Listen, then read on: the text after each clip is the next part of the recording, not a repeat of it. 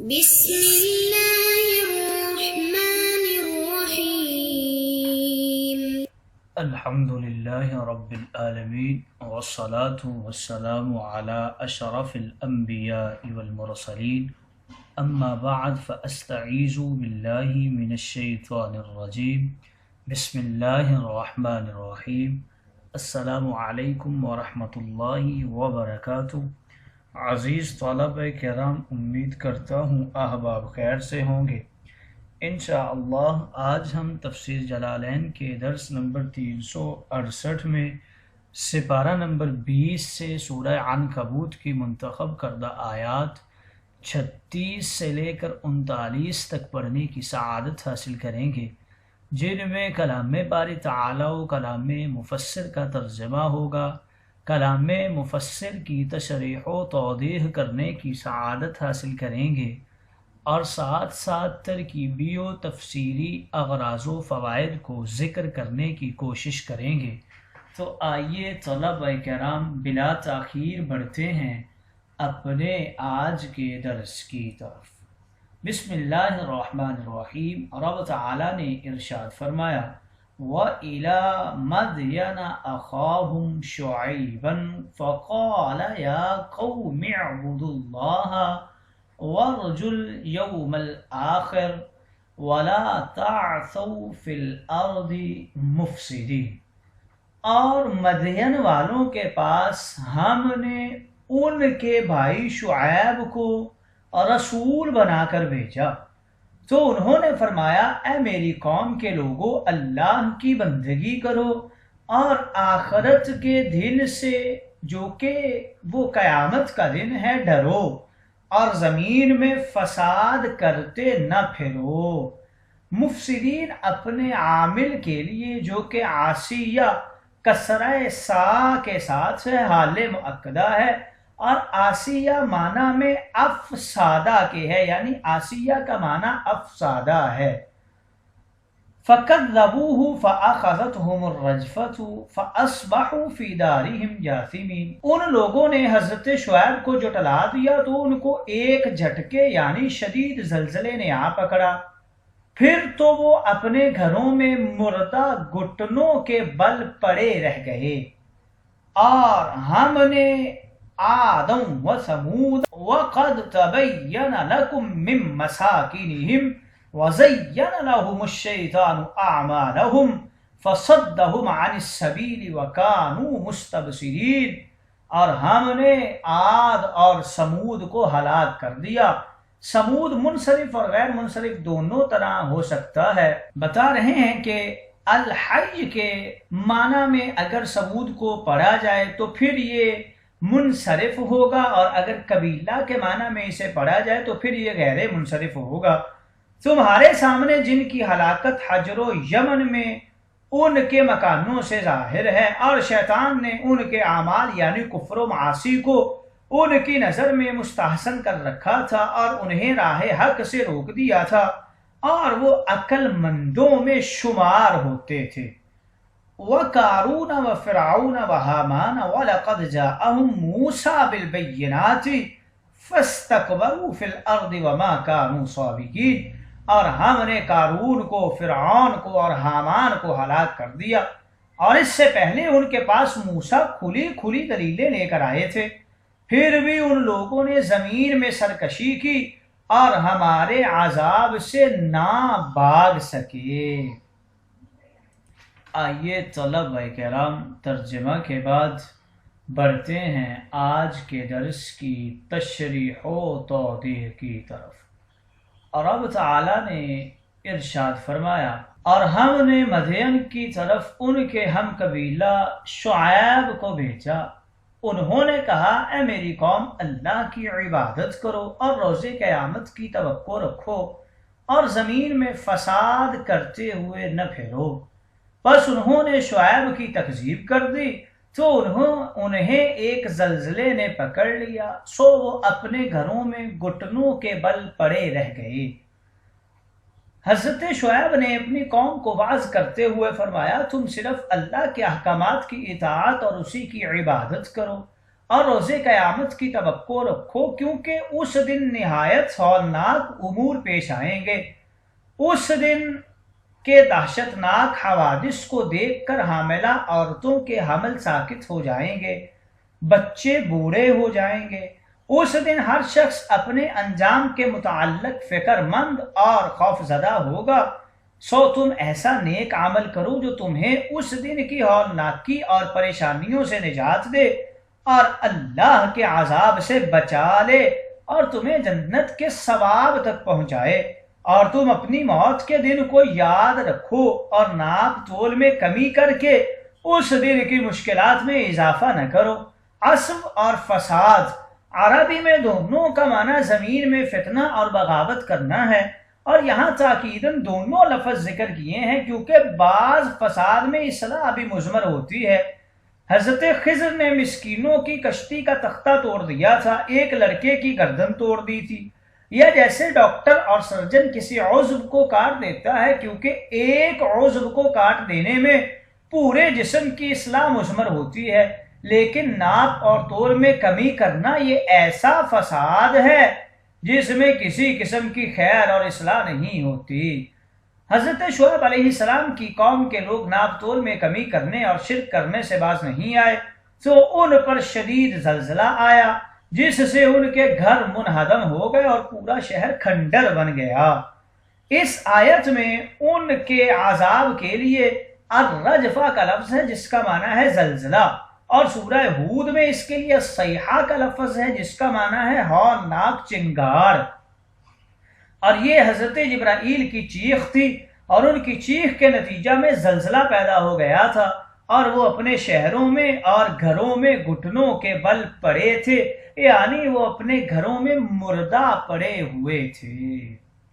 آگے رب تعالیٰ نے ارشاد فرمایا وَعَادٌ وَثَمُودَ وَقَدْ تَبَيَّنَ لَكُم مِّن مَّسَاكِنِهِمْ، اور قوم عاد اور قوم سمود کو ہم نے ہلاک کر دیا، اور اے مکہ والو تم پر سفر میں ان کی بستیاں ظاہر ہو چکی ہیں، اور شیطان نے ان کے لیے ان کے اعمال کو خوبصورت بنا دیا تھا، سو ان کو صراط مستقیم پر چلنے سے روک دیا، حالانکہ وہ سمجھدار قوم تھی۔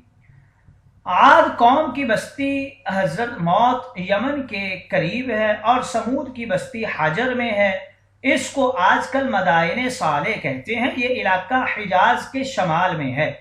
عربوں کے لیے ان کی بستیاں انجان نہیں تھی۔ ارشاد فرمایا کہ ہم نے ہود کی قوم عاد کو ہلاک کر دیا اور صالح کی قوم سمود کو ہلاک کر دیا، اور اے اہل مکہ تم نے اپنے سفر کے دوران قوم عاد کے گھروں کے کھنڈرات اور قوم سمود کے ویران مکانوں کے آثار تو دیکھے ہوں گے۔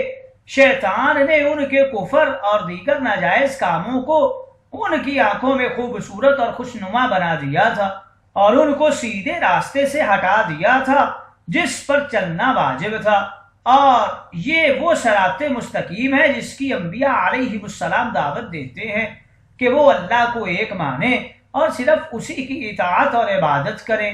حالانکہ وہ سمجھدار لوگ تھے، ان میں عقل تھی، غور و فکر کرنے اور نظر اور استدلال کرنے کی صلاحیت تھی، لیکن شیطان کی پیروی کرنے کی وجہ سے انہوں نے اپنی بصیرت اور دیگر صلاحیتوں سے فائدہ نہیں اٹھایا تھا۔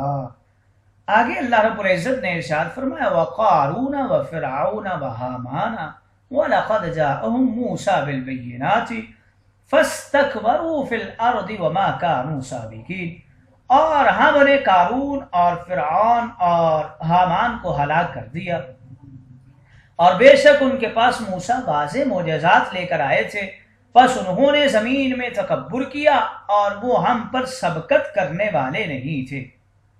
قارون حضرت موسیٰ کی قوم میں سے تھا، اللہ نے اسے بہت مال و دولت عطا کیا تھا، اس کے خزانوں کی چابیاں 70 خچروں پر لادی جاتی تھی۔ یہ اس مال کثیر کی بنا پر متکبر اور مغرور ہو گیا تھا، اس مال کو اللہ کا عطیہ قرار دینے کی بجائے اپنی ذہانت کا ثمرہ کہتا تھا۔ یہ فرعون کی طرف سے بنی اسرائیل پر عامل مقرر تھا، اس لیے اس کا فرعون اور حامان کے ساتھ ذکر کیا گیا ہے۔ یہ حضرت موسیٰ کا ہم قوم اور عم زاد ہونے کے باوجود ان پر حسد کرتا تھا کہ ان کو نبوت کیوں مل گئی، اس کے غرور، تکبر اور حسد کی وجہ سے اللہ تعالیٰ نے اس کو اس کے مال و دولت سمیت زمین میں دنسا دیا تھا۔ فرعون کے حوالے سے بتا رہے ہیں کہ یہ ملک مصر کا بادشاہ تھا، لیکن اقتدار کے نشہ میں اس نے اپنی خدائی کا دعویٰ کر دیا تھا۔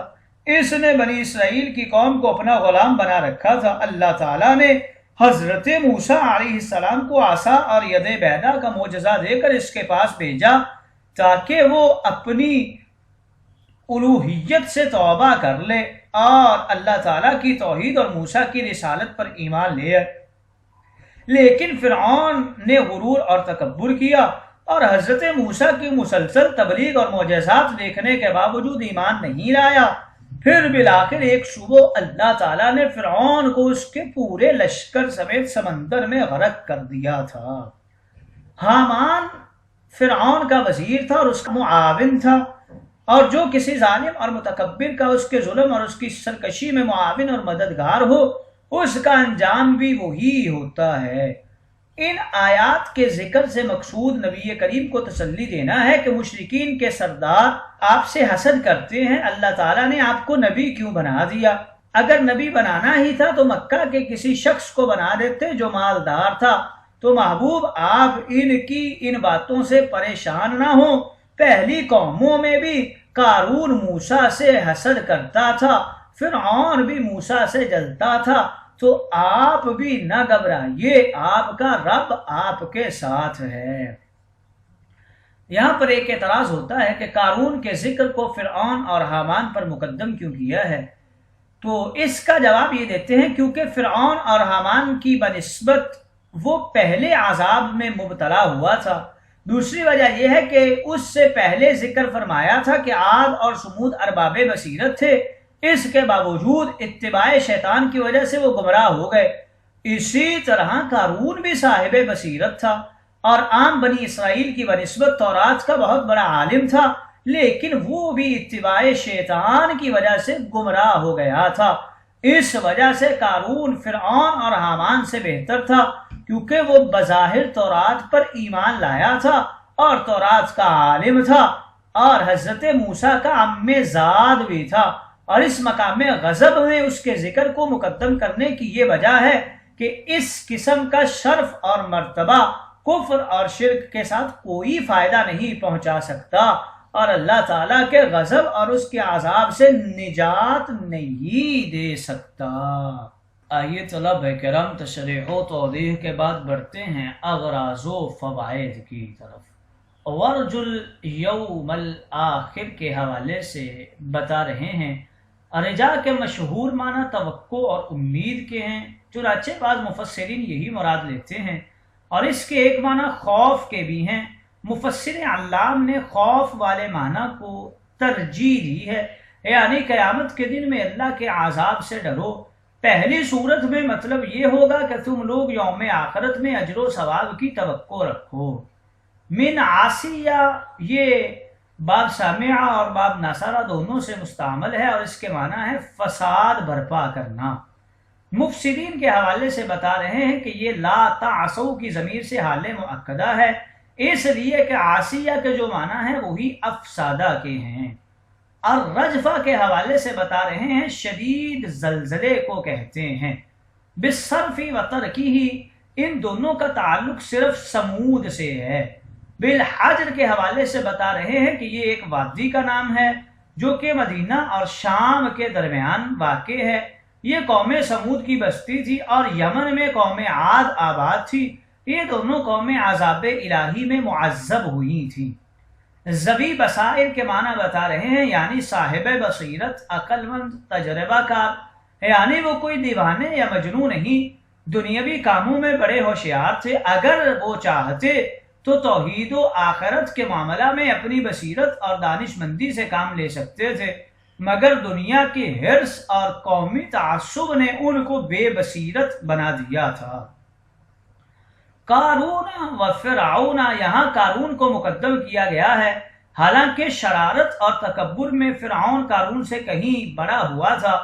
قارون کو حضرت موسیٰ سے قرابت یعنی چچا زاد ہونے کی وجہ سے ایک قسم کا شرف حاصل تھا، اسی وجہ سے قارون کو فرعون پر مقدم ذکر کیا ہے۔